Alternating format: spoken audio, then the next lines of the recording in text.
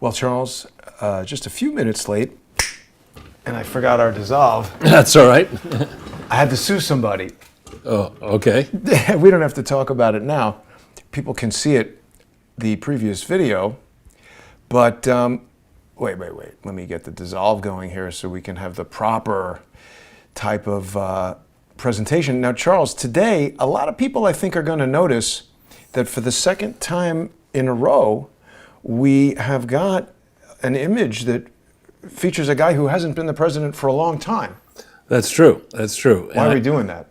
Well, because I've had a lot of time to think about this, and initially I concentrated on the Clinton side of it because it was so timely. It was 2015, February, March timeframe when I started, and I appreciated that Hillary probably would be the nominee and certainly would try to run the primaries in the election.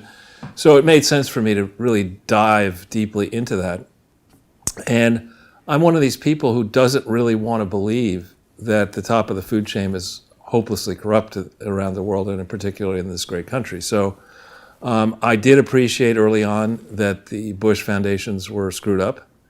I didn't appreciate how badly they were screwed up until your experience getting booted out of the American Conservative Union, having been, lawfully accepted, and I think you paid for your hotel or your whatever. And wasn't that stupid of them to do? Aren't there a lot of people who are starting to figure out, like, boy, we shouldn't have messed with him? Exactly.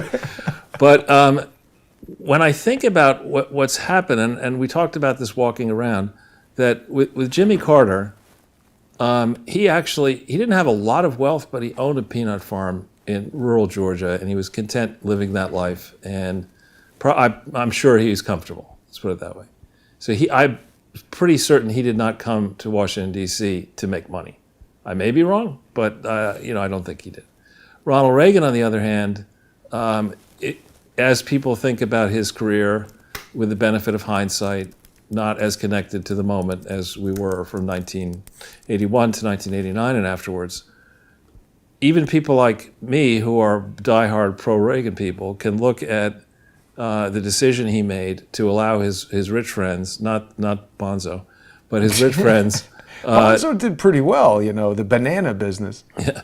So his rich friends to give him that house, to buy a house, give it to him, and I think it was in Bel Air or something like that. And Marvin Davis, I believe, gave him a free office suite to conduct his operations in the Die Hard building, which he owned in L.A. there in Century City, I think. And Yakatomi Plaza or whatever that is. Yeah, and the decision, which was a very bad one in my mind, for Ronald Reagan to go over to Japan in 1989, when Japan really was at the last peak they've experienced in their economic evolution, to go and have Ronald Reagan accept, I think at the time it was $1 million+ for a series of speeches in Japan, just really sent a lot of bad messages. I mean, for one thing, what? $2.5 million in 1988 seems like a very expensive house, no? Oh, sure. I'm sure today that would be $40 million probably. That's crazy. Yeah. And so that was a bad decision.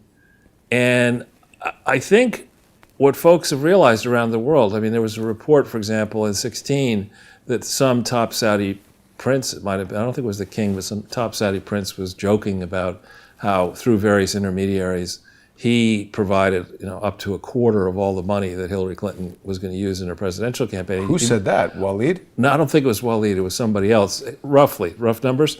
And the press picked up on that and said, "Now wait a minute, that's like so illegal. What the hell?" Yeah. And I've been around decades ago. A guy, MBS's older brother, who died in 2001 in July. And he was big into, when I say big into horses, I mean massively into horses. And I think the annual cost of his horse enterprises, which were in multiple stables in the UK, in Kentucky, the horses themselves, all the people flying these things around, it's like 150 million pounds a year. So these, wow. Back then, so these people who are quite accustomed to buying and selling political influence look at a transaction where Reagan would take $2.5 million for a house and say, God, that guy's a chump. Yeah, we could have given him a much better house. You should ask for $250 million. But so I think, and I'm not joking a little bit about this, but I really think that the founders, in particular Washington and others, believed that the leadership should serve the people, that it was not the other way around, that you were not supposed to go to Washington, D.C. and make your fortune. And not to say that you had to be rich to work there, but you were supposed to keep things in perspective. And of course, our Constitution came together at a time where there really wasn't all that much in manufacturing. I mean, the big activities around the world were basically warfare and agriculture, and maybe slave trading or something. But there weren't gigantic companies that were centrally involved in every aspect of your life. You had no multinational. Well, East India Company, I guess. But again, that was trade. That was East India Company and the various companies that came to life on our continent and around the world were resource exploitation operations. They took people who at that time didn't have the ability to work, and they brought them over as indentured servants, white and then later black, as slaves, and they worked the land. And the deal was, for I believe the whites, is that you had to work, I believe it was for 7 years typically, for free, basically. Your master That sounds biblical. Well, that's just the way it worked. And so you would, the deal was in their contracts that you can see, they're written up, that it was standard, that the indentured servant would agree to a term of service of 7 years. The master's obligation was to teach that servant a trade, and at the end of the 7 years to give the servant clothes and a small amount of money or whatever, so that person could then go off and at age 21 or 2 or whatever they were, and be part of colonial society. And it's estimated by some in the early period that something like 90% of all the white people were indentured servants. It's not, it's not like it was only slaves who were exploited in the... But isn't there a story in the Bible where the guy says, work this field for 7 years and you can marry my daughter, and then he marries the daughter and lifts up the veil and he's like, wait a minute, this is the wrong daughter. This is the ugly one. He's like, oh, okay, another 7 years, and then he did it. That's as I recall. We should. I know you're doing this because it's Christmas time, but Jason's tales. Jason's Bible stories. It's like, well, who the hell would do that? Yeah. So we look at these two people, and we look at Bill Clinton, and we look at H.W. Bush, and B-Rock, and these two people in particular, to say that they were undistinguished in their pre-political careers is to be way too nice. I mean, Barack Obama, by his various books that have either been written about him or that he has written or had ghostwritten for him, admits that he was not a very good student in high school. And and I think our audience knows, that if you want to be ordinarily president of the Harvard Law Review, which is the publisher, or not the editor. Seems like you got to be pretty smart. In theory, back in the day, you had to be, it was pretty tough to get in. And then to write, it's not like you get to Harvard Law School and everybody's saying, oh yeah, this Barack Obama guy, let's just give him the choice position. I mean, people are fighting.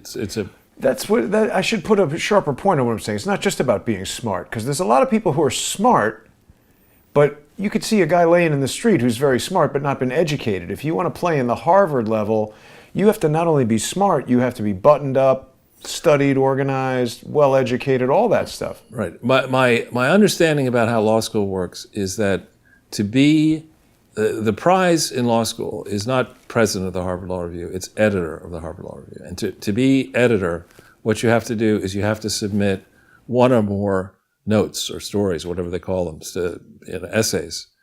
And not everybody will have the drive and the insight to come up with something novel to write about. And it's not like you just give it to the editor of the Harvard Law Review and they say, okay, fine, we'll put this in there. I mean, they might throw it back and say, this is drivel, we're not doing it. And he didn't go that route at all. And from what I can tell, comments, when we try to dissect, which of course you're not supposed to do with Barack Obama, but when you look at his analysis of tough issues, it's not very persuasive or insightful or whatever. It's a straw man arguments. He's a king of saying, Some people say. Some would say that all Republicans are evil. I don't think that's the case, but most of them are. I mean, it's just it's not really all that persuasive. And so he came along in 2008 on the heels of the disaster that really was the George W. Bush presidency. And I have to say, I was hopeful that W. Bush would get his act together. But, I mean, I don't know when I lost faith in the guy. But, I mean, it was just towards the end there, the financial crisis. I mean, the father gave us Clinton, basically. Even the guy threw the shoe at him, you didn't... I thought that was hilarious, actually. But because of H.W.'s many fuck-ups, we ended up with a gigantic fuck-up who I think, as history will tell, if it's written in English objectively and not canceled by social media and corporate-owned media, Bill Clinton's presidency, he likes to play this game called, I think it's called Oh Hell, and it might actually have a worse name than that, but I think he calls it Oh Hell. And it's not exactly a bridge game. I don't know if you ever played bridge, but bridge is a very interesting game to me. And there's something called duplicate bridge, where you get a large number of teams play one another with the same hands, and then you're scored not based on how you do against your individual set of opponents, but against all opponents. So if you were to score the period 89 to 2001, 89 to 2008 against all possibilities that could have occurred, Yeah. right? Or dare I say, to 2016 or now to 2021, all of these yabahos would be, in prison, basically. I think the technical term is jabronis. Look at this, Charles. It's referred to as the Bush shoeing incident. It's kind of interesting considering you were talking about horses earlier. Right. It's like a horseshoeing incident. It's a Bush shoeing incident. Yeah. But if you go back to the excellent poster of the art department, Thank you. we think about Barack Obama, and to be honest about his ascendancy into the presidency. I mean, he gets out of college. He works for 5 years at a CIA front company, I think. BIC. Yeah, and then he goes from there to Chicago, a community organizer. Somehow he ends up in the state Senate. I think he lost one campaign or something. He didn't do well running for the House, or he thought about running and he didn't get there. In the Senate, his career was, nothing to speak of. And then he decides to run for U.S. Senate, and every one of his Democratic opponents in the primary, the one who should have beaten him was a Goldman Sachs guy, and his records in a divorce, his sealed records in the divorce were released during the campaign, and humiliated the guy, so he's out. And then they put him up against the man we met in July 4th, Alan Keyes. Yeah. He was good. He was good, but he's just one of these people who, for the same reason I'll never run for office. I mean, he's a lecturer. He gets up there and he's like, got to tell you in 25 minutes what he thinks, what it could take two. So anyway, he gets to the U.S. Senate, and what does he do? I mean, name one thing that he did. Now, I will give him that he ran a flawless campaign. Wait, I think he did do something. What's that? I think he might have helped Joe Biden sponsor that Magnitsky Act bill. We got to check that. Yeah, that's true. He did that. So that's bad. Right. I mean, he didn't do anything. It's not like you look at him and you say, boy, he's got legislation after legislation passed, working with people on both sides of the aisle. It was truly transformative and forward-thinking and innovative, and none of that.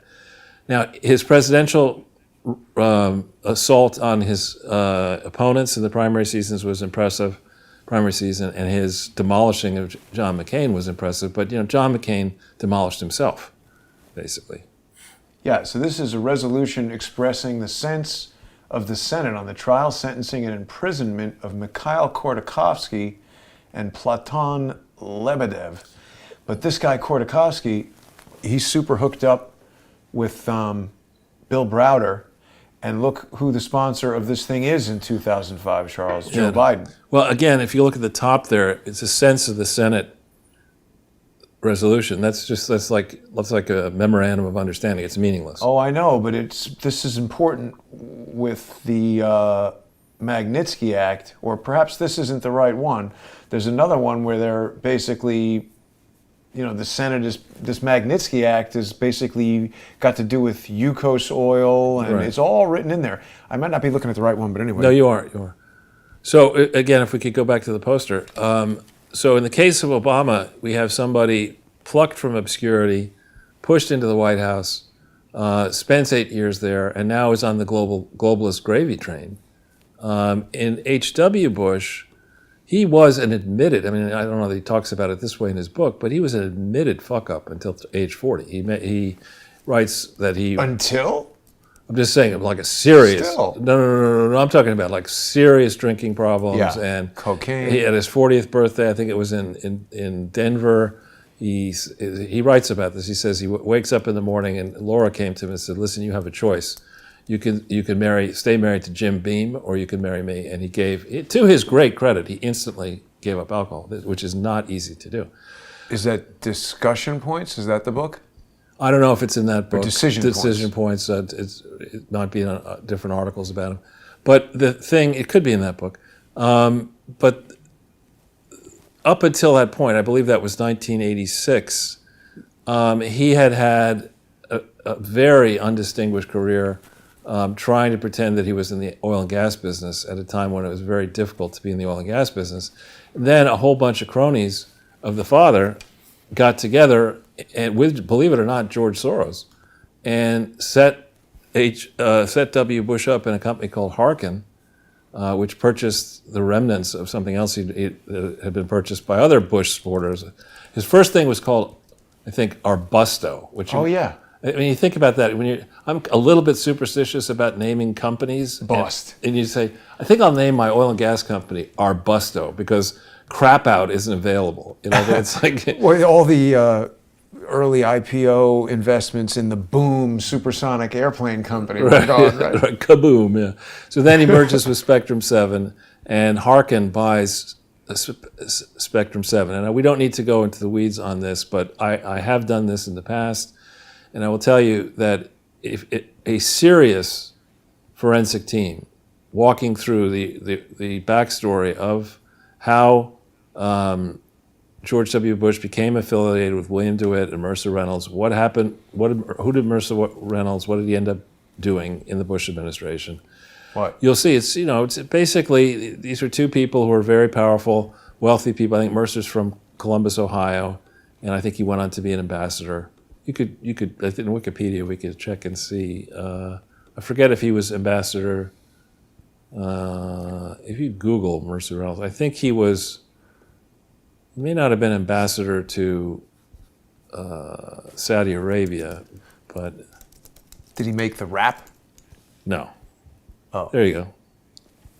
Down here. Okay, he was finance chair of George W. Bush's presidential campaign, right? And then ambassadorship, 2.1. 2.1.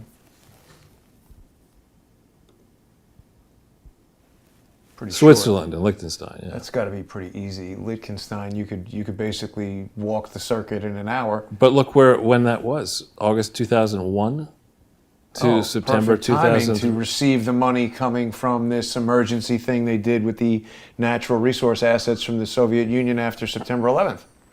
Didn't they have to move the clearinghouse from Cantor Fitzgerald, which exploded, to London or something? Wouldn't that probably involve Switzerland? And interestingly, Reynolds' daughter-in-law is Lindsay Reynolds, the former chief of staff of First Lady of the United States, Melania Trump. Whoa! So I look at this and I see in W. Bush, before we get to what we're going to talk about today, the abysmal state of all these foundations, I look at George W. Bush and Barack Obama and the torturing that's happened to Donald Trump. And I have to believe that the game plan is that the powers that be, the people who operate the marionettes, do not want an intelligent, aggressive, a strong-willed and moral person at the top of the food chain in our country and likely in many others. Instead, they like to have people like this who have blemishes on their records, whose blemishes can be exploited if they get too big for their britches. And I really think that that's that certainly happened with H.W. Bush, with Clinton, with George W. Bush, with B-Rock, and now with Biden. I think in the case of Trump, he was played, very badly played, by Sessions, by not firing Comey, Barr. and by Barr, exactly. So weaving this a bit together, I'm not political, but I think that I hope in the United States of America and other bigger economies, the percentage of people that's all in for fraud, and in particular charity fraud, I would hope that's less than like 5%. I mean, I hope it's less than 1%. The more we look, the more I think it's everybody. Right. And so with that, what I want to take people through here, we've been on a long journey with the Clinton Foundation. We've looked at the many defects in their public filings. And what I hadn't understood until the last 48, 72 hours is that the very same problems that we've identified in the Clinton Foundation extensive network of charities is present in many of the Bush-related charities. So what we can do, Jason, if you can pull up Before we do that, Charles, because we're going to go deep on this and we're going to take quite a bit of time, I just wanted to share with everybody, I've taken your advice, and it was good advice. I don't even know if I told you this yet. So you had mentioned like last week, hey, I'm hearing all about these NFTs, and you have all this artwork and everything. Jason, why don't you make some NFTs? I did that, Charles, and I started with the very first image that we had used from, not the first Sunday with Charles, but the first one that utilized a parody movie poster, which was There's Something About Hillary. And what I've done is I've created these unique NFTs, which we previously discussed. It's like a baseball card or a piece of artwork. Of course, I could look at a picture of a Babe Ruth baseball card on the internet, but if I want to own the actual card, there's a limited number of those in the world. There's only one of these NFTs, and a lucky buyer has purchased it for 0.025 Ethereum. If you are an Ethereum millionaire and got in there early, that's next to nothing. But what I've done, Charles, is I've now published 3 more unique NFTs. Each of these will be one of a kind, only one will be made. And the first one I did at 0.25. There will never be another one offered at that low price again. So people who think that perhaps someday, 10, 20 years from now, if I'm famous, these will be like rookie cards, and people have an opportunity to get them, to support the show, support Crowdsource the Truth and the counter lawfare efforts that I'm getting involved in, and it's a fantastic way for people to own a piece of Crowdsource the Truth history and to become a sponsor. And if you win an NFT in an auction, send me an email, because it doesn't tell me the person's email, and I'll also give you a free 1-year subscription to the sponsor exclusive content on Crowdsource the Truth. So it's a great deal, and people can still get them in time for Christmas for some sort of technically minded person. Oh my God, and that reminds me of the one other thing. I know you're getting annoyed because I waste a lot of time talking about stuff, but Charles, I got you a Christmas gift, and I almost forgot to give it to you. I know it's exactly what you want. It's a plush Fauci. Oh, great. So now all you need is a dog. Yeah, exactly. And you've got the chew toy there. Rat. But let's everybody see the Fauci. Sure. Onto the camera there. Thank you.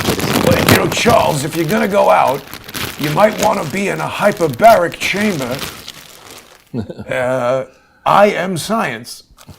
So he can take up the mantle there. There we go. Now you got a Fauci. Thank you, Jason. My pleasure, Charles. And Merry Christmas to everyone. This is one of the last shows we'll have before Christmas. So which did you want to look at next? So one of the tricks of the trade is if we go to New York State Charity Bureau search,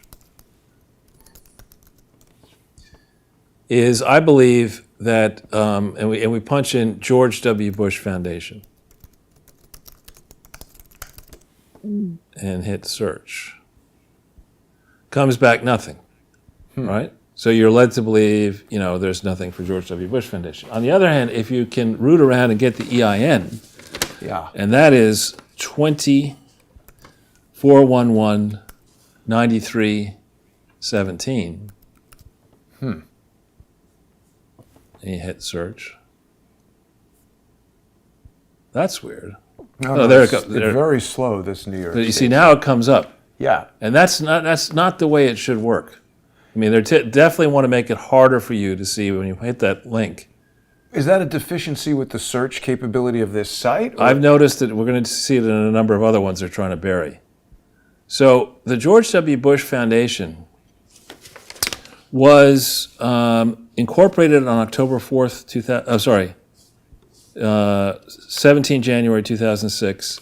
Bylaws were adopted the same day. 1023 was signed the same day. And the determination letter was issued March 2006. Okay? But we see here in New York, they don't file anything until 2007. Now, this annual filing for charitable organizations, if we can hit that, I think one below. Yeah. Oh, 2006, right? Yeah, that's 2006, but it's not filed until August 8th, 07. Right? So the thing was set up January 17th, and it didn't operate, it should say, for the fiscal year January 17th, 2006, and ending December 31st, 2006. So like the Clinton Foundation, this is the so-called short period, right? The first partial year, 2006. Why do they do that? There's got to be a reason, right? Well, because not everybody is prescient enough to, or nobody wants to necessarily start a foundation on December 31st, because now you got to write two reports, a report for one day in 2005 and then a full year for 2006. So typically in the first year, there's always a short period. It can be very short, as it was in the case of the Clinton Family Foundation that was set up, I think, December 4th, 2001. It can be a bit longer, like the Clinton Foundation, October 23rd, 1997. But here we see the initial filing for 2006 was not filed until August 8th, 07. Okay, now let's see how big this filing is. It's 4 pages. Well, it had to take them a long time. Well, there should be a 990. That's a lot of extra work, Charles. I don't have time for that. So there's not, right? So we see that they and in New York, particularly at this time, there were a lot of wealthy people who were interested in sending money to the George W. Bush Presidential Library Foundation. And I would guess there were cocktail parties and other efforts to raise money in New York for that venture. So if we go back into the list of filings, so we have nothing for, no 990 for 6. We go down the page. Is there an audit? There's no audit for 6. No, it's just all annual filings. Right. And then we go to the top. We see this Irs Determination Letter. Let's look at that. This is the one we were talking about yesterday that I said looked forged to me. Oh, yeah. What about it? Well, you see that says contact person, Kenya Luck. This is a very, very bad scan. Is that doesn't even look, it looks like they've written over it so that you can't see what it is. It's quite bad. Now, it claims to have been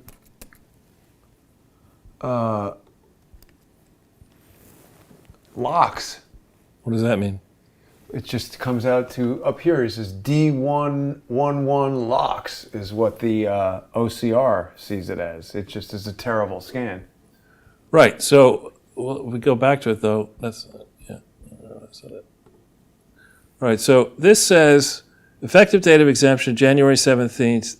It looks to me like it's handwritten in 2006. Right? It just looks like an incredibly bad scan from like a typewriter. And it says it's a 170B1A6, special type of public charity. You go down the page, and it's signed by our friend, Lois Lerner. But that's a stamp. That's not her actual signature. Right, but you can be sure that Lois Lerner's people were aware of this, right? Somebody's running that stamp. And this was sent, it looks like Lockhart, Ashley and Associates are the accounting or tax preparation firm that they use, that the Bush Foundation used. And it looks like it was sent to New York in 2007, meaning that the thing was set up in January of 2006, but didn't bother to register in New York until 2007. This time frame in 2007, April 11th, 2007, is precisely when the Clinton Foundation was trying to work around the problem they had, one of the many problems they had, that the Clinton Foundation HIV/AIDS initiative never got approval. So they were creating a UK operation that would have had authority under UK law to do this HIV and AIDS work and take the money that was sitting there ready to be sent from Unitaid, hundreds of millions of dollars, towards this Clinton Foundation. So you can see the Bush people had problems of the same sort. And I'm guessing the way this works, because I've read Bill Clinton's book, I've read other books, that the way these political figures operate is, you try to get something on me and I try to get something on you, and we put these files together, and then lawyers go into a room and say, listen, do we really want to do this? Right. And so if we go back into the top of the first page, so, well, actually, it's determination. Oh, this? Yeah. So it says here, care of Terry Lacey. We're going to get to her in a second. But this entity, this is supposed to be a public charity. It is not supposed to be a wealth management exercise for the extended Bush family. It's supposed to, when they apply to the IRS, they're supposed to explain all of their connections, their political connections. Does this say Lacey? It is Lacey, yes. Somebody else Lacey? That's Luck. It just looks like some letters jammed But together. Terry Lacey, I've researched. But just squint a little bit and look at Lacey and then look at this. It looks like maybe it's just Lacey jammed together. Senia Lux to me is what it looks like, but it can't possibly be that. and it actually looks to me like Kenya. I mean, This could be a Y with something. and it could be even that this is a forgery, that there is no such person in the IRS. But this is a contact person where? Employer identifier at the IRS? Right, that's the person who processed the application. We could call. They might still work there. And we have the ID number, 31522. And that there's a very important thing. Now, if John Durham were focused on this, that DLN is a something lookup number, 1705302407545, to your right there. This? No, up a little bit. DLN : that number is the number that allows the Treasury to tell you, with that number, if you're inside the Treasury, you can see the file. So they get this approval March 1st, 2006. Let's go back into the index and see when they submitted their application for tax exemption. It was sent to New York on April 30th. Above the determination letter. Where is it? This? No, next one up.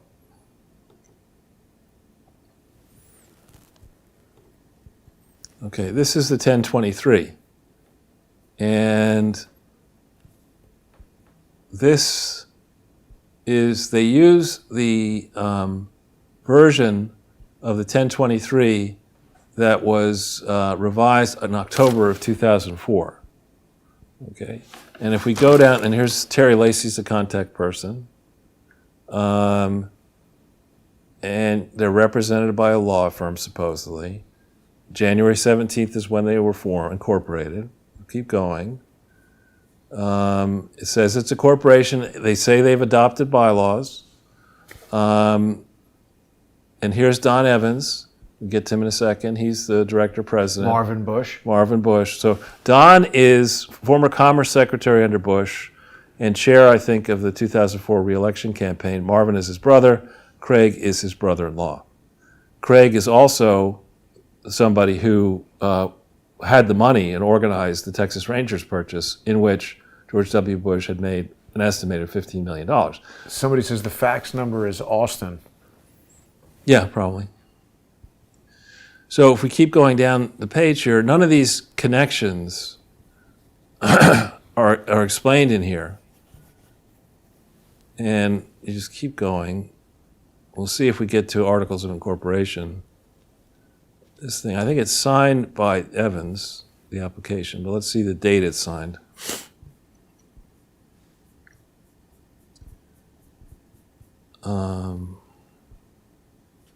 Wait, just a second. Go back up the page. Yeah, that's a lot of stuff there. Yeah, let's go to just a little bit up. Okay, yeah, they're saying that in 6 they had total revenues of $655,000. With that, they should have filed 990s in many places. I think they actually had more revenue than that. But so this is not the complete filing. So this is the Presidential Library Foundation. Right, for George W. And they say that they want to be further down. It's signed by Don Evans on the 7th. Wow, that's a hell of a signature right there. It's a Trumpian signature. It's just taking up half the page. Right. So when we think about how this might have happened, you have a political and personal friend in Don Evans, who had been in the cabinet. You had Craig Stapleton, who was an ambassador to France, and a brother-in-law, and you have Marvin Bush, his brother. These are the three people you select to be directors of an entity that's supposed to be independent and not engage in personal wealth generation or political activities. And on the face of it, this is ridiculous. I mean, you should have picked different people. And this is happening January 17th, 2006, just when the Clintons are sitting there going, holy fuck, we don't have the authority to from the IRS to do this HIV/AIDS business. We got to concoct some scheme to make it seem to other people that we can do this. And somehow maybe they find out about this filing, this defective filing, which nonetheless gets approved very quickly by Lois Lerner. That's interesting, isn't it? Yeah. Approved quickly. Yeah, exactly. And so get it out of here so nobody sees it. Right. And so we keep going. You're supposed to have with this application this guy. Same guy. Yeah. There's no articles. There's no. That's it. That's the end of it. Yeah. There's no extra stuff. So let's go back into the index. And here's the certificate of incorporation. 3. Yep. Yeah. And this is okay. So this shows. This is again provided by that Austin-based firm of accountants. Here's the Texas Secretary of State saying they filed this thing. We keep going down the page a little bit. Actually, remember, Texas Secretary of State was the one that issued that report saying we've checked out this company and we don't want to use them for election stuff. Right. So let's look. This says certificate of formation. It doesn't say articles of incorporation. Okay? It is put together by one person, the undersigned natural person. It's not 3 people coming together. And maybe Texas is special, but when a company like this wants to operate outside Texas, you generally in New Hampshire, for example, you have to have 5 directors. Wow. So stop here. It says the purposes for which the corporation is organized are to endow a presidential archival depository. That's good. To house and preserve the books, documents, etc. of President George W. Bush. That is not good. As well as other objects or materials related to the papers or events of his life, and to undertake and support research, and to maintain a fund to pursue charitable, religious, scientific, literary, education. I know. And to engage in any lawful activity for which nonprofit corporations may be organized under the laws of the state of Texas. But you're not allowed to do that. You're not. And so you are if you were going to be a private foundation, right? If you're going to be something that doesn't stand in the shoes of government, that has to have an independent board, et cetera. But this, in theory, was crafted, or the intent was that it be a 170B1A6 public charity. And the articles are woefully defective. A skilled lawyer could drive a truck through these articles and say that these articles, by their terms, allow us to do basically anything we want to do well beyond the 170B1A6 public charity standard. It would be the truck doing the crime, though, if that exactly happened. Right. Truck. And they'd be out the next day on bail if it was a black truck. Right, exactly. So you keep going down the page. This is, just go. It says here in the dissolution section, a little bit up here, it says, notwithstanding, blah, blah, blah, blah, blah, blah, blah, you can send money to people doing charitable, religious, scientific, literary, or educational purposes, so well beyond the scope of a 170B1A6. to organizations defined under Section 501c3. Now, this is not simply a 501c3 entity. This is a 501c3 further limited to being 170B1A6. So they get this across the line, and the Clinton lawyers say, okay, now you're fucked. Okay, we're going to just continue. That Bush is. Yeah, you're screwed. You've done this incorrectly. And you see here the initial registered agent at such address is Terry Lacey. We're going to come to who she is in a second.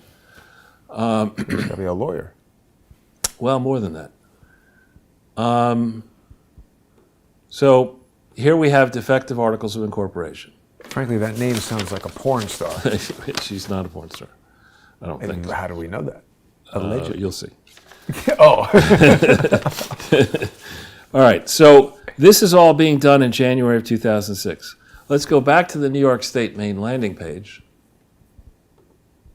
one before. And now let's punch in for organization name, Bush-Clinton Katrina Fund. KA.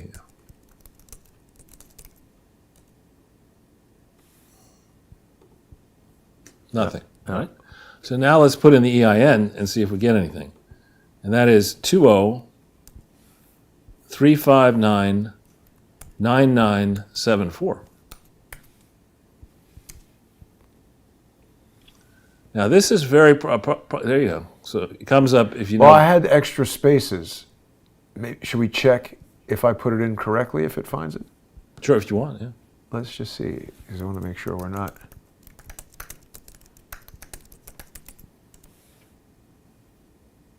Making it into a liar when it's not. Yeah, I think it's just not a very good search engine. Like, Google has the ability to kind of error check and spelling check and whatever. And this thing, if you don't have it exact, you definitely miss it. Okay, so this one does not have, they only register March 14th, 2006. Wow. Right? It doesn't, and you can't see that statement. And they only file one filing September 30th, 2006. The thing was incorporated on October 4th, 2005. Katrina happened late in August 2005. And I've written many articles in LifeSet and other places going through the announcements that were made of how literally tens of millions of dollars were raised prior to October.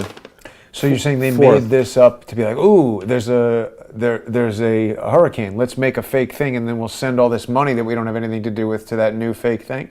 Well, what I'm saying is that after events of 9/11, and really before then, we should know as Americans in a rich country that people are willing, when disaster strikes, money flows towards, in theory, the cause. And HW and Bill were involved with the Tsunami Rescue Project. Bill was in 2004-05. Bill was involved with the American India Gujarat Earthquake Foundation in 2001. He can't say he didn't know that the problem is when earthquakes and other disasters strike, money comes first. And it wouldn't be that complicated if you were the Department of Justice and the IRS to say, look, this idea of having a bipartisan presidential fundraising exercise is a noble thing, but we're going to have off-the-shelf companies ready to go that are going to be done properly. And when disaster strikes, we're going to make sure that immediately that company can only receive money at one location. Because the problem is, and we saw this in September 11th, that the money flows and suddenly all sorts of people are putting out, getting the money on the street saying, I'm raising money for X, Y, and Z. School kids are doing it, other people. Basketball team. Exactly. The kid looks like he's raising money for the donut team. Raising money to compete in the hot dog eating exactly. contest or whatever. Taco Bell. So this thing was incorporated on October 4th. It didn't have bylaws until November 4th, and the bylaws were amended on December 2nd, and the determination letter wasn't issued until the 13th of December, and that was again by Lois Lerner. And none of this information is in the New York State site. And the problem here is that Bill Clinton very actively, from his New York office in Harlem, raised money for Bush-Clinton Katrina in New York. That was all for hookers and blow. In 2005. Do we have to report that? So organizational purposes. So we can try another one Sure. and go a little bit further back. And let's look at the Points of Light Foundation Oh, yeah. On what? on New York State. Oh.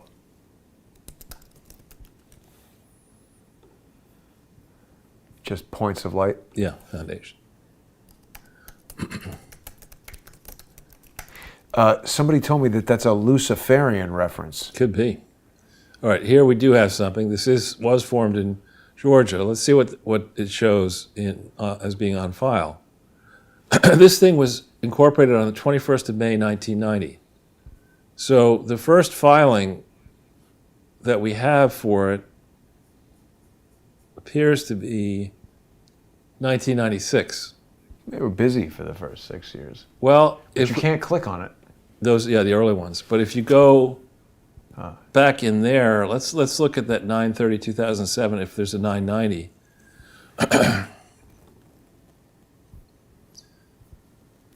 there will like be a 990 here. Yep. Let's see the government grants section. Yeah, government contributions. You see, in 2006 are 11,791,000. Seems a lot. And so the question is, becomes actually, it's affiliated more with what is now called the George and Barbara Bush Foundation. But here's this entity getting government grants. And again, my contention on the Clinton Foundation is that Bill Clinton is smart enough to know that when you're taking really billions of dollars over time of government grants, you should be disclosing those on your 990s. And HW and his people are also smart enough to look at these announcements of people giving lots of money into these charities, and yet there's no details about the government grants.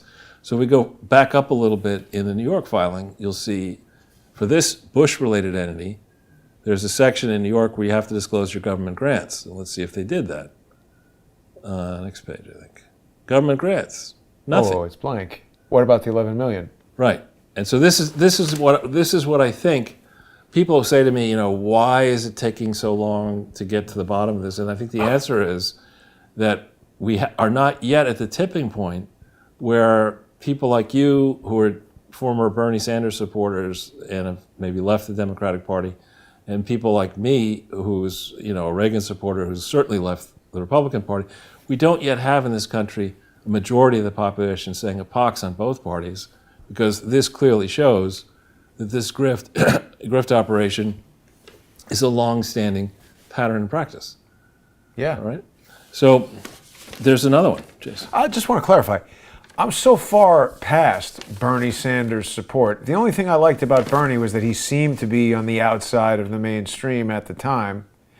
And now he just seems like AOC's abuelo or something. He's like not that interesting. I think I liked Bernie Sanders because he's a cranky version of Larry David. I mean, Yeah. But beyond that, He's funny. He's a loon, Yeah. economic loon. It's a good thing, actually, that he didn't become the president because...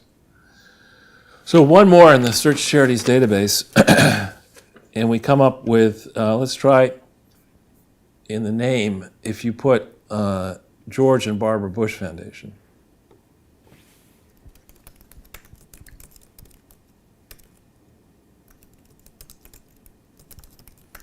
I think Barbara Bush is spelled Alistair Crowley. There we go. Okay, so there you have it. Let's look at this one and see when was their first registration in New York. And I think we're going to see that they first registered in 2002. So what? If you go up the page, Oh, yeah. these are the annual reports. The first registration statement was February 8th, 2002, and you can't get it. Why is that? Because they don't want, it's embarrassing. The thing was formed, that thing was originally called the George Bush Presidential Library Foundation, and it was incorporated on the 12th of July, 1991. So before as primary seasons were nearing in the 1992 re-election cycle, before that they formed this foundation. And it would be very interesting to see who provided the money to this foundation in this early period when George was trying to raise money to beat ultimately Bill Clinton and fail at that in 1992. So this is yet another example. There's no 1023 IRS application for tax exemption. There's no determination letter for this in New York. There are no audits for the earlier period. And I think this is yet another example, potentially, of the kind of grift, maybe on smaller scale than the Clintons, but nonetheless grift, where people close to the Bush family send money into a public charity to get, if they do it personally, an ability to deduct a large amount of money on their personal income taxes because it's a public charity, and to curry favor with the Bush family by sending amounts that are far greater than the amounts that you can send legitimately to a single presidential candidate. Yeah, they've got it pretty wired, I think, Charles. Yeah. So if we look, I mentioned Terry Lacy. Yeah, who is that? So if we go into open corporates, Yeah. and it's corporates, yeah. And it's TERRI Lacy, and search. LACY? Yes, but don't hit the search yet. Hit search on officers.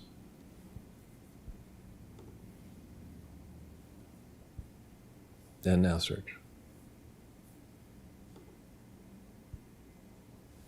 And you see She seems to be involved in. a lot. If you go down the page to see, this is, I think, Oh, it they're starts with the George and Barbara Bush Foundation.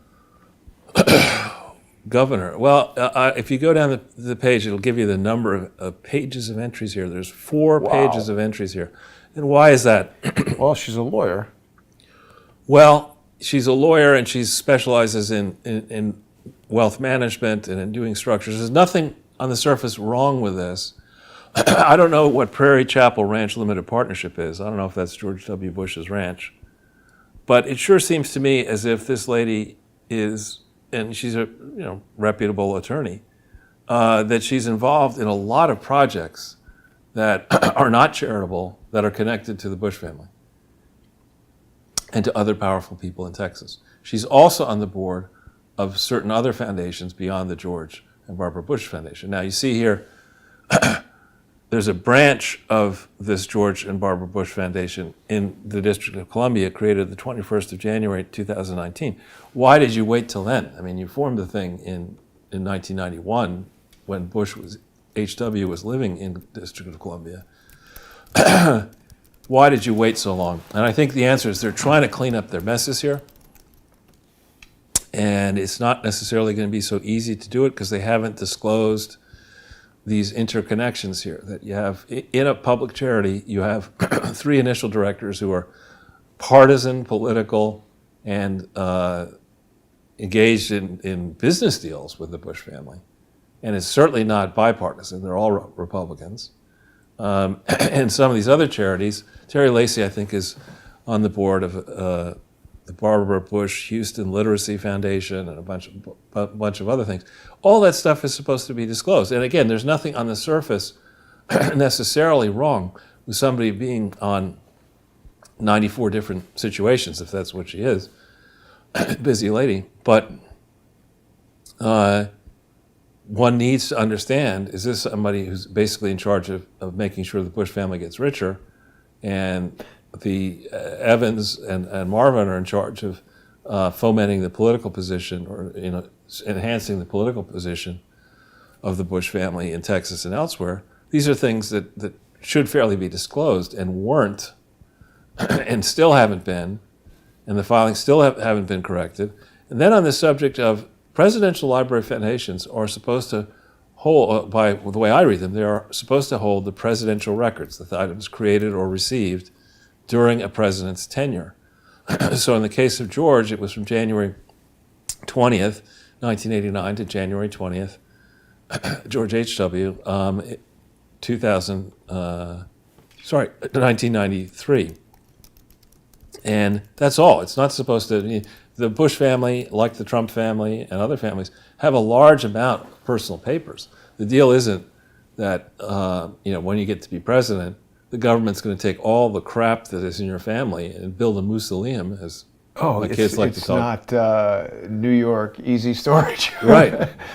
This is going to save me a lot on the monthly bill. I mean, the primary thing that we're interested in, both in the H.W. Bush period and later in the Clinton period and the W. Bush period and the Obama period and the Trump period, we're interested in the official records of the presidency so that in the fullness of time, as passions cool, we can go and look at real facts and see what it is that each of these presidents was involved with. How did they handle, for example, the Iran-Contra controversy? What was that all about? What was really... Charles, did you see this, though? They have the Bush School of Government and something. Right. And then the Center for Nonprofit and Philanthropy. This is all on the grounds of the Bush... This is all on the grounds of Texas A&M, I think. Oh, is that what it is? Yeah. Oh, aha. So, but is that part of the library, or what is that? The library there's the Presidential Library Museum. Uh-huh. Right? These are other things. And I can't tell yet whether any of this was done properly, because I can't find of late, and I'm not focused on back to 1991 and 92. But my point is, when Bill Clinton was president with Hillary in there, they were examining their flanks for where they were vulnerable, and they would have had the ability to look into all the details of these entities. They went to the opening, which occurred, I believe, in November 6th, 1997. They were at the opening. And so they would have known about, if they wanted to, they could have known about these defects, and then they could say, well, look, the HW did it this way. Why don't we do it that way? Yeah.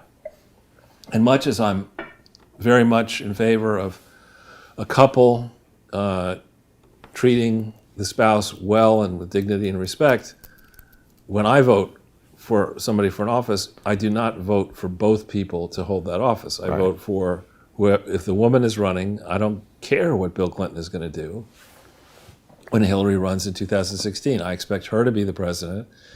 It is very difficult. Make Charles Hillary's chief of staff. I think I'll be outside with the... I think it's very difficult, particularly with any family, it's very difficult to have the family flourish, particularly if the children are young, while one spouse is president. And how much more difficult might it have been had Hillary actually won? You would have had all the back and forth between Bill telling Hillary that she was making mistakes and Hillary not listening to Bill and all that stuff. Excuse me. But could you imagine, I mean, there's no other, like in other words, because I was married to someone, they didn't show up and be like, all right, I'm going to run 21st century 3D now. I hear Jason talking in his sleep, so I know how this all works. how could... Exactly, and the same with the presidency. So taking this, and it started out as the George Bush, because W was not elected yet, Presidential Foundation, and then it morphed through a name change. You all right? Yeah, I'm fine. I did the waters. It morphed through to say, well, let's change the name and make it the George and Barbara Bush Foundation. And in much the same way, the Clinton Foundation started out as the William J. Clinton Presidential Foundation. Then it became Bill, Hillary, and Chelsea Clinton Foundation. And it really shouldn't have done that. That's not, particularly in the way we have scrupulously explained in many, many podcasts. You shouldn't go from something, but you shouldn't attempt to change the purposes of the, entity by changing its name. That's not allowed. If you want to change the purposes, you got to go into the articles and make it clear that where before this was going to hold books and records of the first George Bush's presidency, and make those books and records available for scholars, to now is something that's going to, as the Clintons want to do and as the Obamas want to do, get involved promoting, quote, the values of each of these first families. Religion, education, Popeye's chicken, whatever you need, we got it. Yeah. Mini golf. Skeet shooting. So these are just some of the defects. Now, Jason, I sent you some emails. Yeah. And one of them, actually, maybe we can get there without going to the email. There's a foundation called the George H.W. Bush Foundation for U.S.-China Relations. I bet. Yeah, and if you put in that with Axios,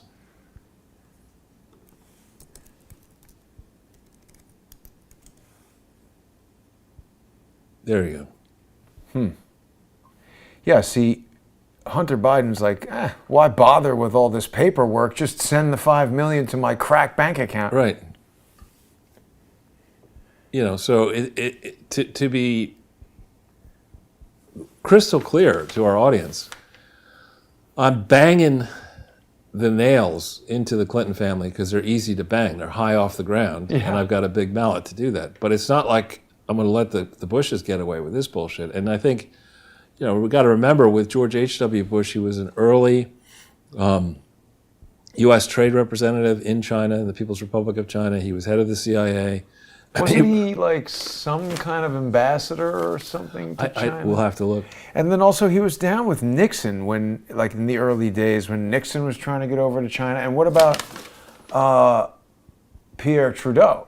Were Bush and all of them ever hanging out with him? Yeah. And so you look at this and all of these, whether it's the Biden Institute, the Clinton Foundation, the Bush China thing, here we see the founder, Neil Bush, who's got all kinds of problems. Historically, he blamed the pro-democracy demonstrations in Hong Kong on outside influence, which is, I think, it's helpful to the People's Republic of China, and I don't know that that's really true. It might be true, because it would be the CIA. He's like, I know this to be true because I did it. Yeah. But when you Google this guy, Neil Bush, there are all kinds of SNL loan crisis. Sordid allegations about him trading off the family name to get deals that he shouldn't have gotten and screwing up, etc. There's also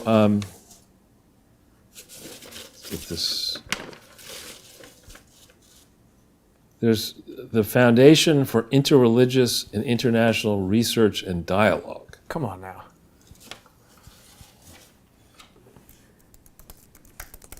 International and interreligious? For Interreligious and International Research and Dialogue. And they're not quite, okay. Well, there it is. International Research and Dialogue.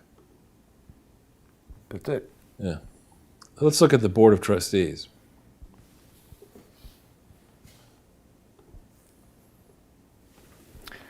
Prince El Hassan bin Talal. So if it's bin Talal, he's from the same father as Al Walid? Might be. I think that's what that means. Joseph Ratzinger. This is Pope Benedict XVI. Archbishop Michael Fitzgerald. The Chief Rabbi of France. Wow. What a job that is. Imam Al-Kobi. Neil Bush, right. Anybody with a name like this has to be a shipping magnate or own a restaurant at the mall.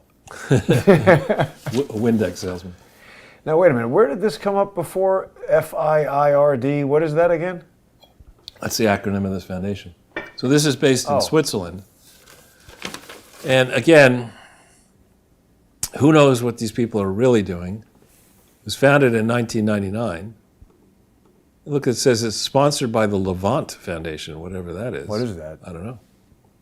There's no hard link. Where does it say that? Oh, Lamont Foundation. Well, let's see what that is. It's no hard link, I don't think. No, there it is. No, it says there's nothing there. You could try punching in Lamont Foundation and see what we find into Google. Interesting. Shadow Foundation. JP Morgan Chase Tower. In Texas. It's in Texas. Travis Street. Can't be found.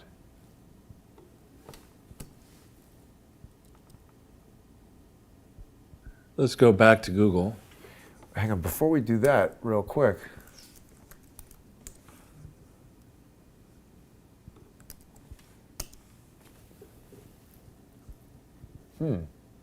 Looks like they just made it go away pretty recently. Here's what it used to look like in February of 2021. Huh. That's weird. Nonprofit organization committed to the furthering of knowledge about Middle Eastern culture and history. Why would something this fancy let its webpage run out? I don't know. Well, who's involved with it? Brewster. Oh, Where does it tell us? doesn't. Let's go back into Google and see if there are other. Sure. What would you like to Google? The Lamont Foundation.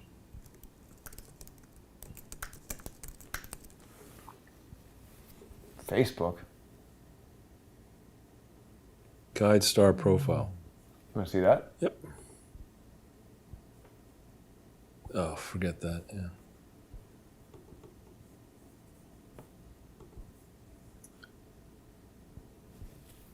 Here you go. No? Well, this one here has a, yeah, ProPublica. This. There we go. Okay, 6 million of revenue. Let's hit the PF.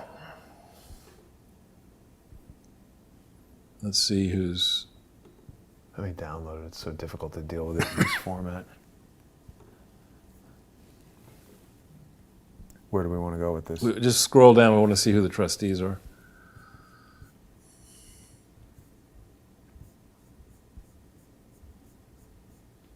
There's an additional data page, I think.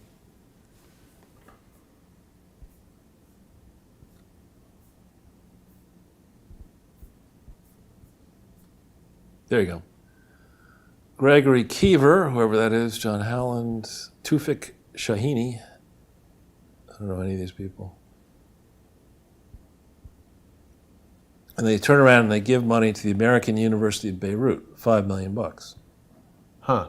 That's a lot of Dag money. Hammarskjöld Plaza. That's in New York, though. I know. We've walked by there. It's got a giant head that I think So- is so- Dag Hammarskjöld. So interesting that they would. This is a huge thing compared to the other stuff. Georgetown gets 1.2. Fund for UNICEF. That's Now, wait a second, though. American University of Beirut, this has got to be spies hanging out in Beirut. Could be. And Georgetown, to me, I think is also.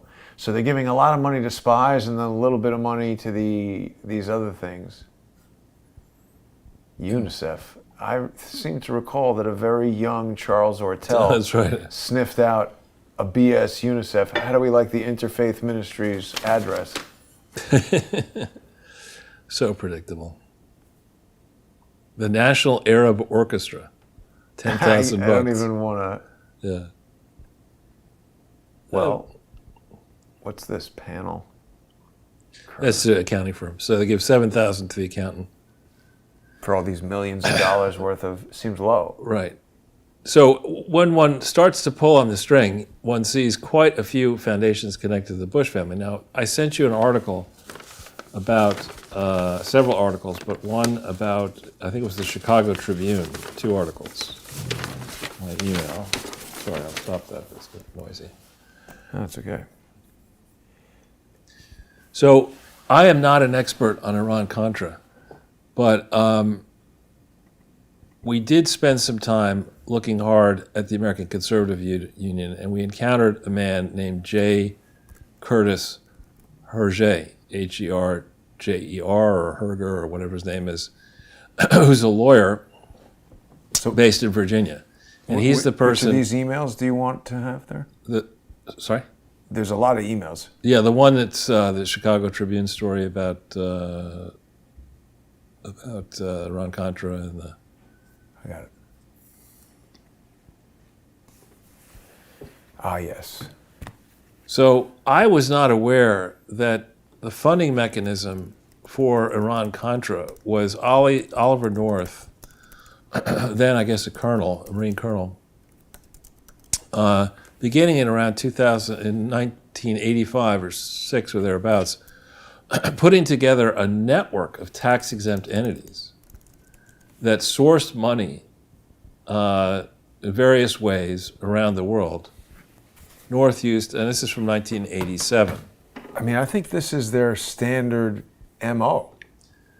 Yeah, and this is an article I would commend people to read. It's in the Chicago Tribune. You know, this is, what is this? They make you pay. Really? Yeah. Records found in the safe of Lieutenant Colonel Oliver North suggest that the former White House aide used a sophisticated covert conglomerate to shuffle millions of dollars around the world and that he became intimately involved in the war in Nicaragua at times, even plotting illegal airdrops of weapons. Wow. Right. And nobody has done anything about this. Now look at this. The records unearthed by the Special Presidential Review Board that investigated the White House's role in the Iran-Contra affair provide the most comprehensive look to date at a multinational network of 28 tax-exempt foundations and corporations used to support the U.S.-backed rebels trying to topple the leftist Sandinista government of Nicaragua. So what happened, this is back in 87, to 38 million of 60 million. So, if you're sitting there and you're the governor of Arkansas and you might be aware of activities connected to Iran-Contra in MENA and elsewhere. So you have information about this, and you see these boys operating, and just like Kofi Annan said about Saddam Hussein, I can't do business with this man. Did he say that? Yeah. Kofi Annan said cream and sugar. But you have a precedent here that in 1987, by 1987, folks in Washington, D.C. knew that this was going on both sides of the aisle. The person who represents Oliver North getting him out of trouble is Brendan Sullivan, who is a partner at Williams & Connolly. Oh. See? So as we start stitching this together, we realize that by December 24th, 92, when Bush is lost and he's pardoning people, he pardons a whole bunch of people, Cap Weinberger and other people who... William Barr was doing all that, wasn't he? He was the Attorney General at the time. How much he knew is a fair question. But a point is that as we peel on this onion, we realize now that probably the resistance that, say, Larry Doyle is getting in the tax court, and we've been getting, is that you guys don't understand that if we can't simply expose the Clintons, we have to also expose the Bushes and maybe the Reagan team and other people, and this is how we roll in Washington, D.C. And my answer to that is, fuck all you guys. Well, that's like the Tom Fitton conversation where he tells you, Charles, you don't understand how things work in Washington, D.C. And Right. you respond, Tom, click. Yeah, fuck the fuck off. But I think, and we know from Bill's book, he listens to nobody, I guess, but he puts stuff in his book that's very, very damning. He in first person language, he says that he didn't understand what in his My Life book, My Lies, he says, I didn't understand what all the hubbub was about. I mean, with Mark Rich and the pardons on his way out the door. After all, George H.W. Bush pardoned all these people who were centrally involved with Iran-Contra, and that's a lot more serious than what Mark Rich was doing. That's taunting Bush. That's letting him know, don't mess with this. Right, exactly. And so my attitude, again, if we were sitting here and we knew that we could walk out the front door of your apartment building and there would be minstrels in the streets and angels singing Hosanna. Homeless maniacs, what? Yeah. And, we'd go down to your mailbox and you'd open it up and there'd be check after check after check coming in your way and tax rates were going down and we were at peace and soldiers were coming home. None of that is true, right? Send up the next supermodel. Exactly. That's not the case here. And so this argument that we have, we have to let the system operate the way it is because that's the way the system operates. I really think Trump may not end up being the candidate in 2024, but I just think the process of saying a pox on both parties certainly started with Ross Perot. I don't know when before that. There was a guy, what was his name, who ran for president like 4 times in like the 19... LaRouche? No, 19, the famous Cross of Gold speech. If you punch into Google Cross of Gold, you'll get the name. William Jennings Bryan. Ah. He ran for president, I think 4 times, got crushed. Who is he? He's a famous orator, one of the best American orators, and he was basically saying a pox on both parties, a pox on the big trusts, and he's a man of the people. He looks like an old school presidential. He looks like a guy they'd make a statue to in a park that you're like, what the hell is this park? He was a great. I think there is a statue to this guy somewhere in New York. There could well be. My great grandfather, whose name is Austin Carlos Gormley, that's a bad name. Philander C. Knox. What office did he hold here? Oh, he was Secretary of State. My goodness. Yeah, I'm pretty sure that there is a statue of this guy somewhere because I've definitely heard of him before and have no idea who he is. Yeah. Yeah, see, in 1896, he delivered his Cross of Gold speech where he attacked the gold standard and the Eastern money interests, blah, blah, blah. Here, statue of William Jennings Bryan is a bronze sculpture depicting the American politician, but where is it? I don't know.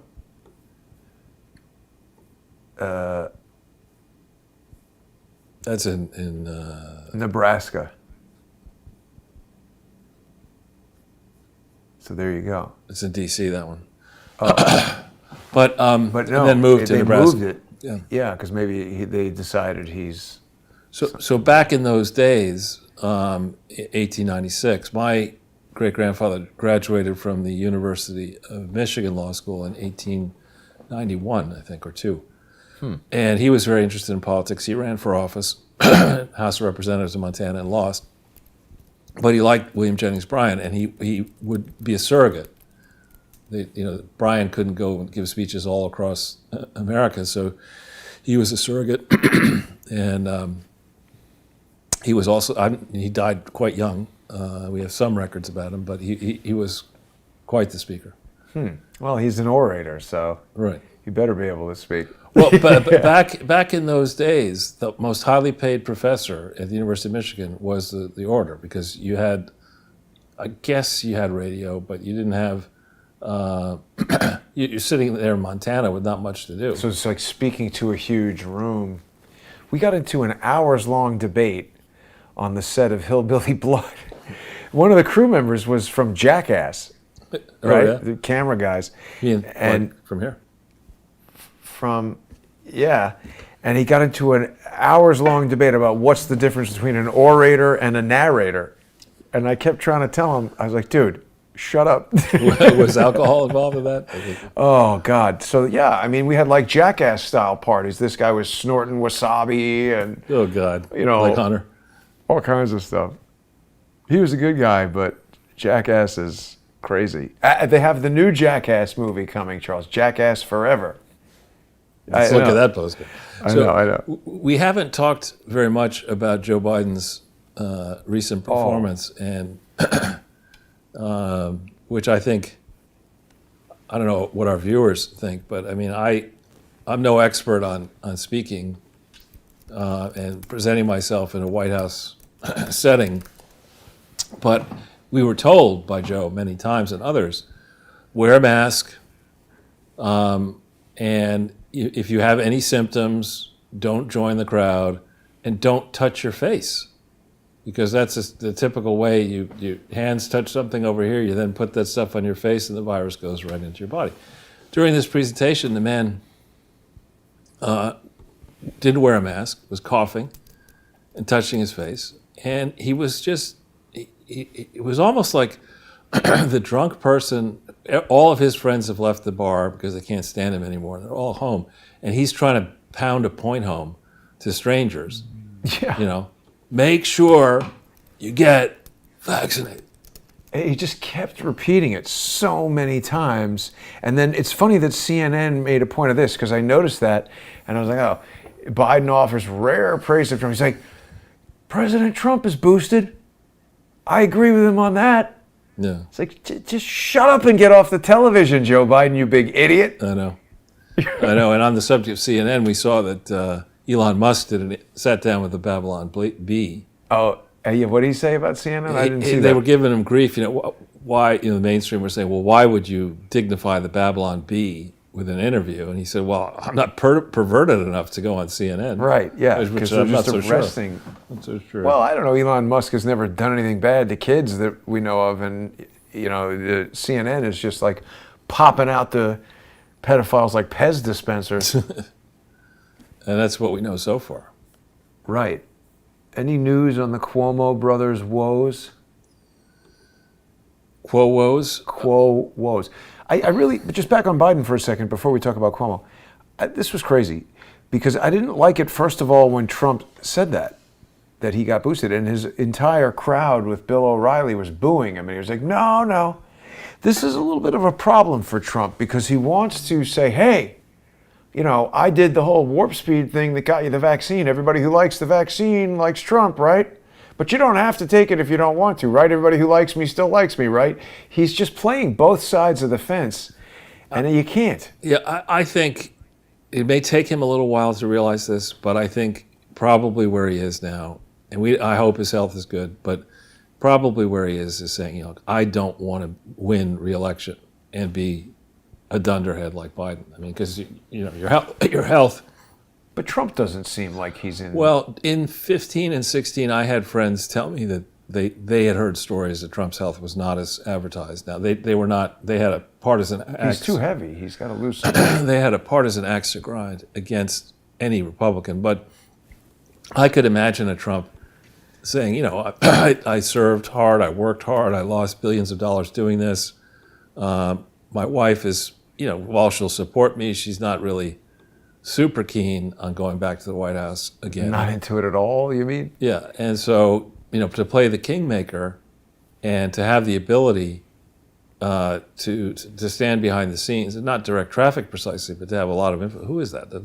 That's Trump's doctor. You're kidding. No, I'm serious. I think he's died since 2016. I'll look it up. But that is the doctor. You wouldn't trust that doctor, Charles? Surprising for Trump, who's like a neat freak. And Yeah, you'd think he'd go to some kind of very traditional, what is this guy's name here? Personal doctor. He's the kind of guy who looks like he smokes a pipe. He's the Dr. kind of guy, Harold Bornstein. Right, and he's smoking more than just a pipe. I think it's what's in the pipe.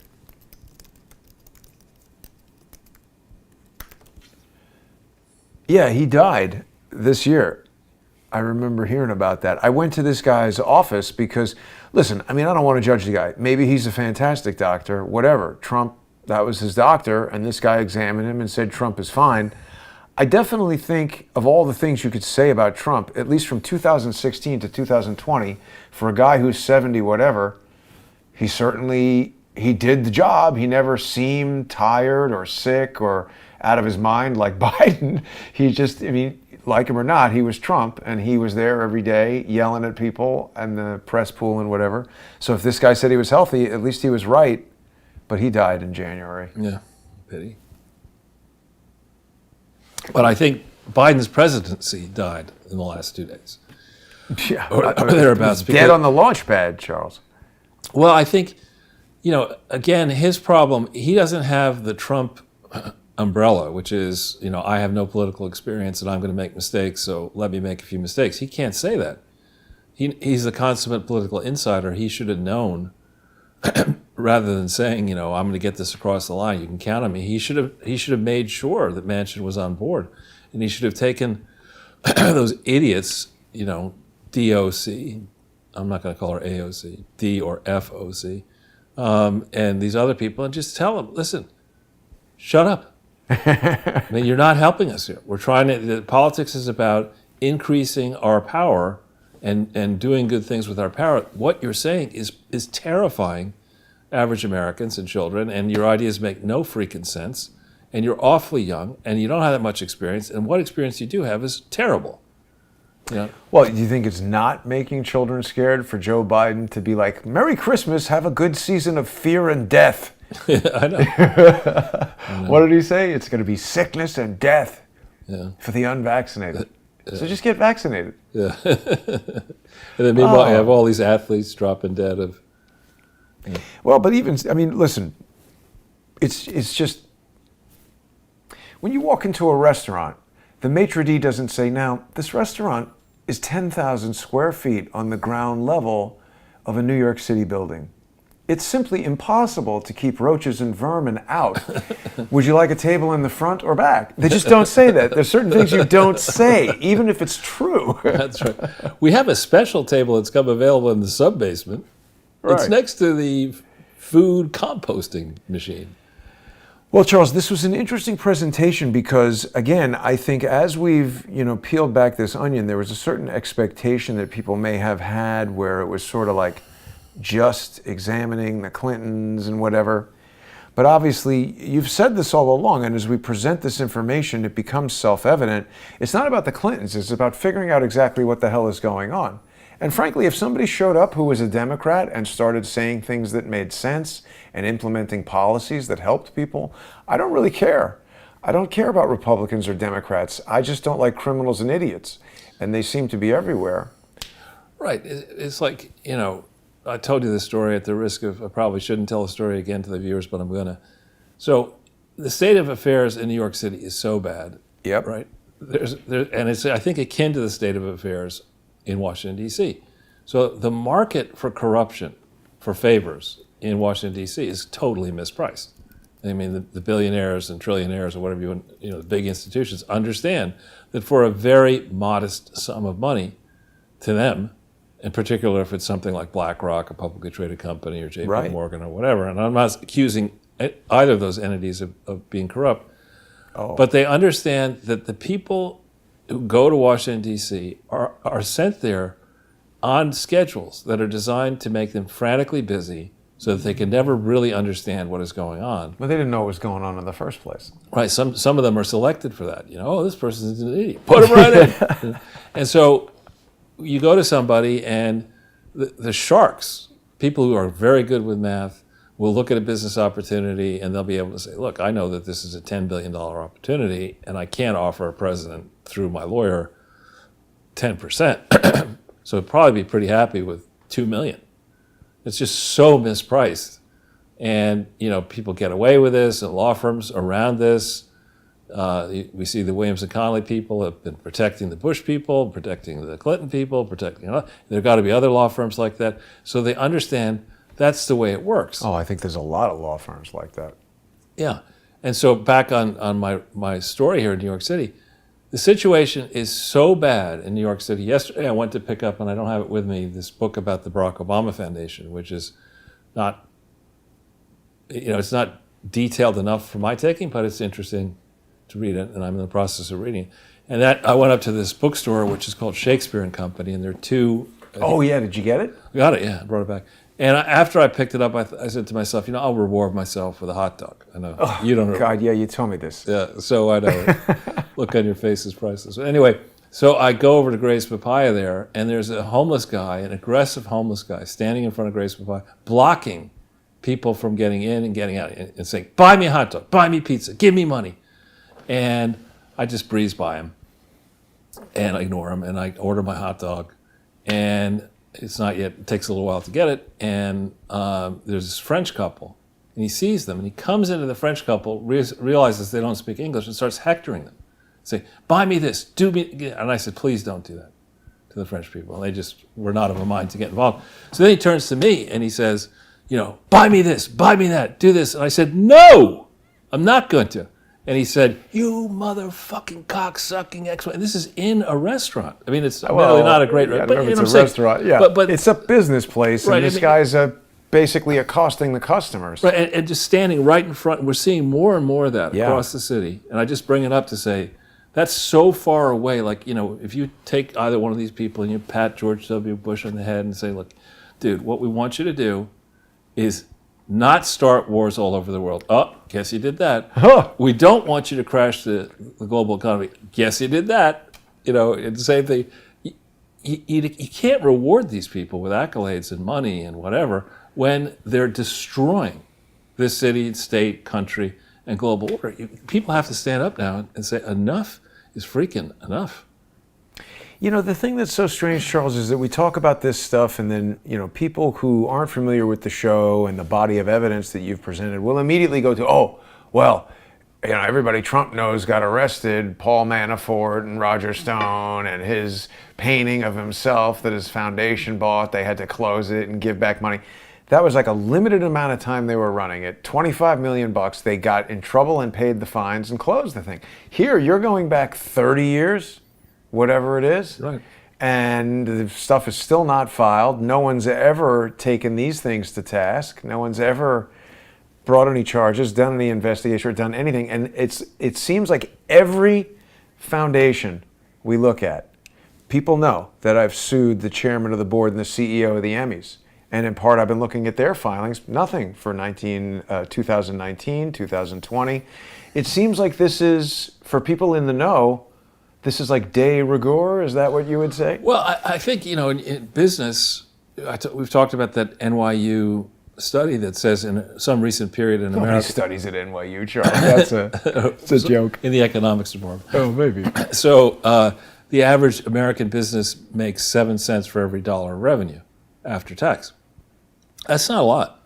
That's a lot. You think about what you're going through with this business and what people go through with their businesses. To only get on average 7 cents, and to know that you're going to fight for every dollar of revenue against determined competitors, probably much bigger, huskier, and better able to scoop those choice clients away from you. You contrast that with a not-for-profit world where through your political connections, you know that if it isn't Lois Lerner, it's somebody like Lois Lerner. If it isn't Sessions or Barr or Comey or Rosenstein or whatever, it'll be somebody else like that, that nobody's going to freaking ever check what's actually going on with these charities. It's a golden opportunity to grift, because we see this in the Bush Foundation, certainly in the Clinton Foundations and others. There is no system yet in the United States where there's an authorized account for a charity, and that's it, nothing else. You can't have a branch in Oklahoma that also has a different bank account and a different address. Well, if you're going to send Why them not do that? They should do that, and or at least have, maybe if you need more than one, you could only send it to authorize. So the first check in the system is to make sure that all the money that is sent towards a charity hits the charity. The next step, which is not the case now, the next step is within the charity. You have these charities. Jane Fonda has a charity that money goes to her, and she doesn't give it to anybody. Maybe she's recently started whittling it down, but you have charities that will, it goes into a pile, and like the Bill Clinton Foundation, the Clinton Family Foundation, they then make grants to, in certain cases, fake charities that grift the money that's sent to them, and those fake charities then turn around and maybe either steal the money or make other grants. So when you chip away, what's the administrative cost of the Clinton Family Foundation, then the first recipient, the second recipient, the third recipient, very little of the ultimate money that goes to the worthy recipient gets to that recipient in comparison to the amount of money that the top level contributor has made as a donation. But don't forget also, Charles, there was 2020 in the summer, Letitia James sent that letter, said, hey, Black Lives Matter New York, you're raising money in New York, you can't do that. She didn't shut it down, she didn't arrest him, but if someone is contributing money to the Barack Obama Foundation and the Barack Obama Foundation gives it to Black Lives Matter and Black Lives Matter gives it to Black Lives Matter New York, that's the type of series of transactions that people will be like, okay, this looks totally normal. But if those aren't properly organized charities, and if, as many people suggest, they aren't being honest with the people who they're telling, hey, Black Lives Matter, they're thinking, my life matters, I'd like 4 houses, give me money. Right. Well, I think the other issue, of course, is it's not as bad as bleak as things are in America right now in December 22nd, 2021. It's not as if our government spends no money. It's not as if there aren't tens of thousands of big charities that are out there looking for worthy recipients. I mean, it's not like, nobody is trying to help the less fortunate. A large number of people do actually search for good projects. And really, what I would say is that, the trillionaires and the billionaires like Bill Gates and others, you've had your run, the Rockefeller Foundation. You've had your run putting money into a foundation that your family controls, basically, and letting that money accumulate up and letting your virtue signal by being a philanthropist. We got way too much debt in this country. And if you really wanted to help all Americans, and in particular the downtrodden, let's wind your crooked charities up. And we won't. I mean, I can imagine a deal. I mean, if it were me, it would be, I'd start with the most egregious one, and I'd Slowly work back. well, I was going to say aggressively. I wouldn't do a Corsi or a Stone, but very aggressively against, say, the Gates Foundation. I would say, look, you can't say you're stupid because I won't believe you. I mean, I would believe it. right, okay, but you can't. Americans are not going to believe that you're stupid on balance. That's because maybe some Americans are stupid. But you can't. You can try that approach. You can't say you didn't have the resources to understand the rules and regulations. You can't say you have no experience operating a charity because you've been running a bunch of them. You can't say you're not familiar with giving money away in a charity because that's what you do. And your books and records are a disaster.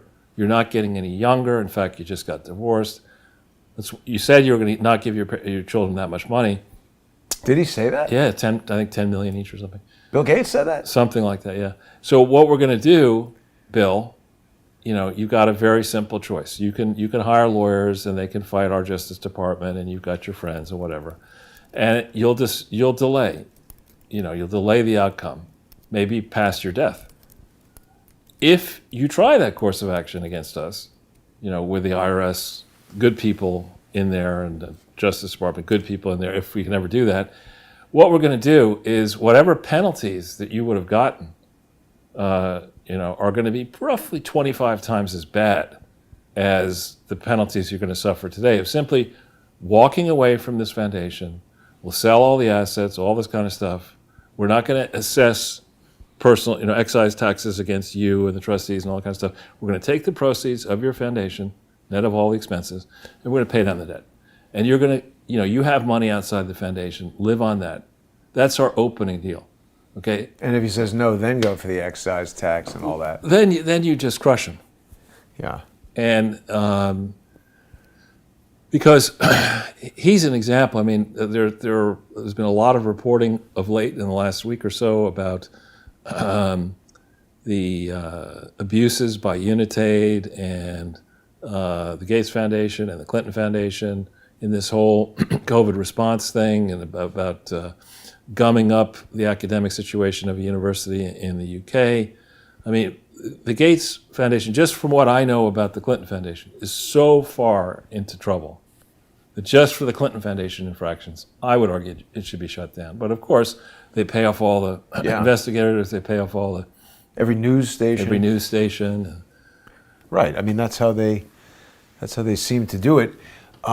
Charles, we had some concern when we were looking at William Jennings Bryan. Somebody thought that he's got, he's doing that little hidden hand deal, but it actually, on closer inspection, it seems he's just buttoning up his jacket. His hand is outside. I don't know. Yeah, he seems to be on the up and up with that. I guess. I don't know. It's not hidden. He's just holding his jacket closed. So perhaps. Well, where's his other hand? Good question.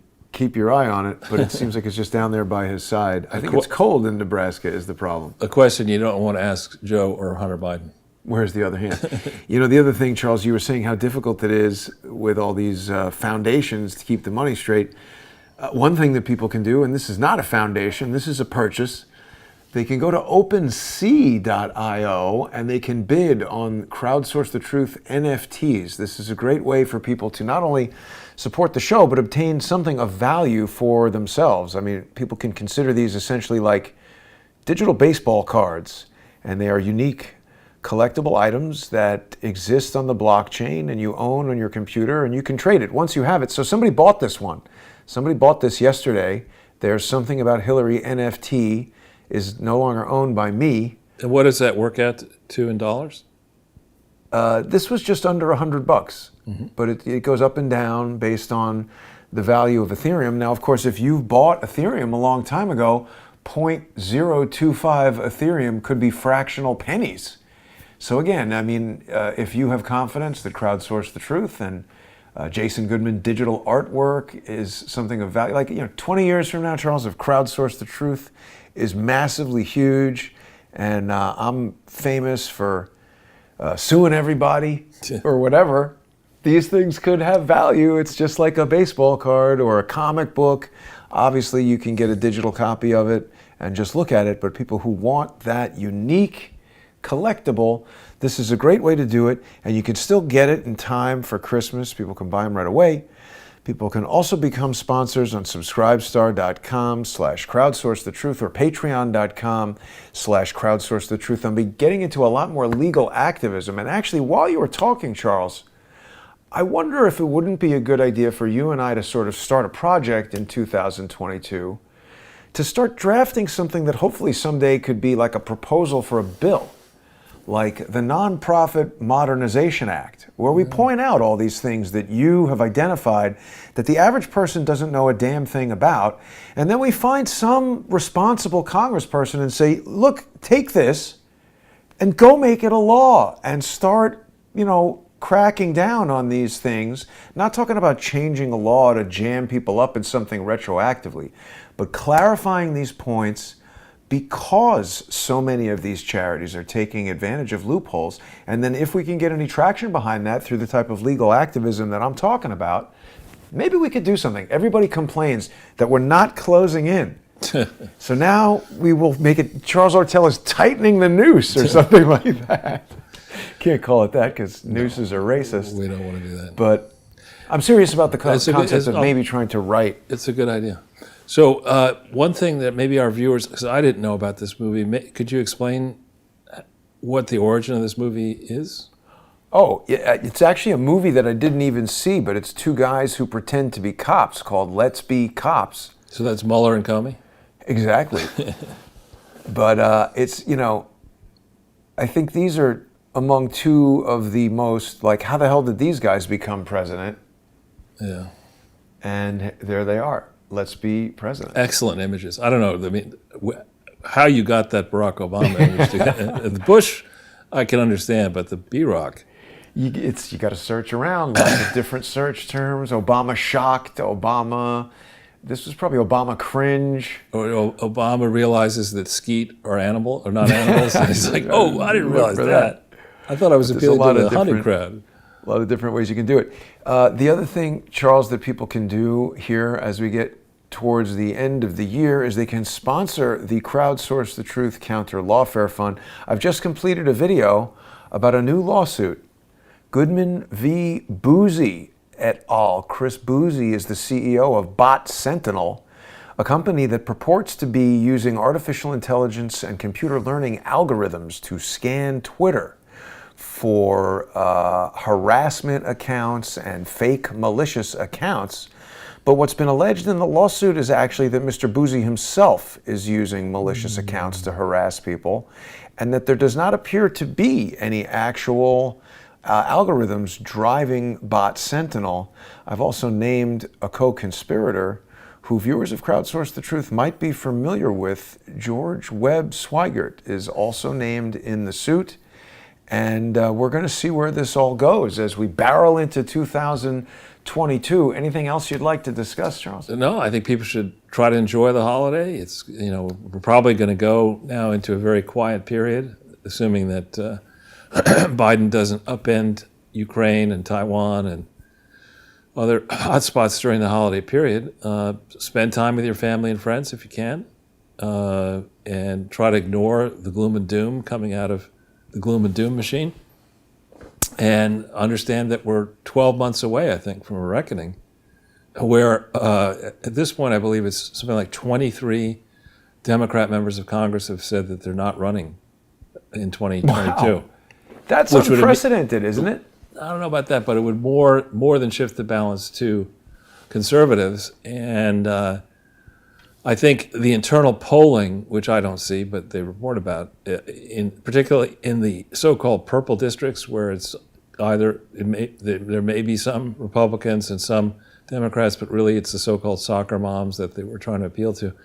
The soccer moms are looking at this train wreck of a Biden presidency and this, what's her name, Jayapal, Pramila Jayapal, or whatever, the head of the progressive I don't know. caucus, who's just a certifiable lunatic, who is, she was born in India, which is fine. She became a naturalized citizen, and she's in Congress, the head of the Progressive Party, and she's so far to the left of Biden. She's the one who's chastising Biden now. Oh, and they're leaving like crappy messages on Joe Manchin's voicemail. Right, exactly. So hopefully we just have one more year of this, and maybe we'll will be back on the ascendancy. Absolutely. And there was a good suggestion in here. Oh, yeah. Somebody wants to know if you're going to go to Haiti over Christmas and make this into a voodoo doll so that they can put pins in there. I don't know about that. I'm not going to Haiti at or any getting time. down with voodoo. No, I wouldn't think so.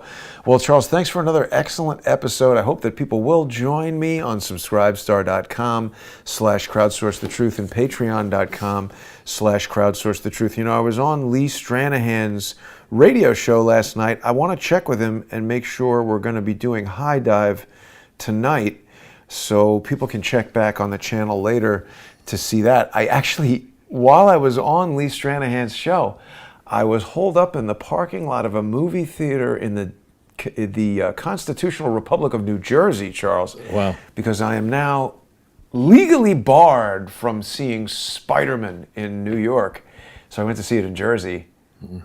I don't believe that it made $253 million over the weekend. Yeah. I think it made a lot of money, but somebody's trying to fool us, I believe.